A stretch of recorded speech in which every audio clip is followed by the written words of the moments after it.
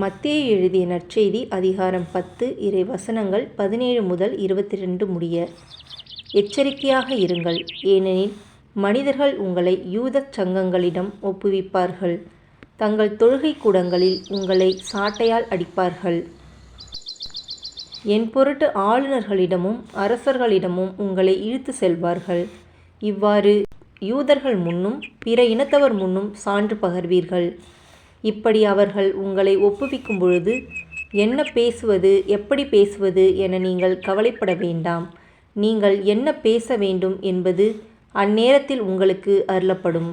ஏனெனில் பேசுபவர் நீங்கள் அல்ல, மாறாக உங்கள் தந்தையின் ஆவியாரே உங்கள் வழியாய் பேசுவார். சகோதரர் சகோதரிகள் தம்முடன் சகோதரர் சகோதரிகளையும் தந்தையர் பிள்ளைகளையும் கொல்வதற்கென ஒப்புவிப்பார்கள்.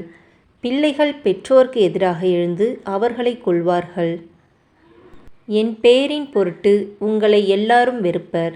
இறுதி வரை மன உறுதியுடன் இருப்போரே மீட்கப்படுவர். இது கிறிஸ்துவின் நற்செய்தி. கிறிஸ்துவே உமக்கு புகழ்.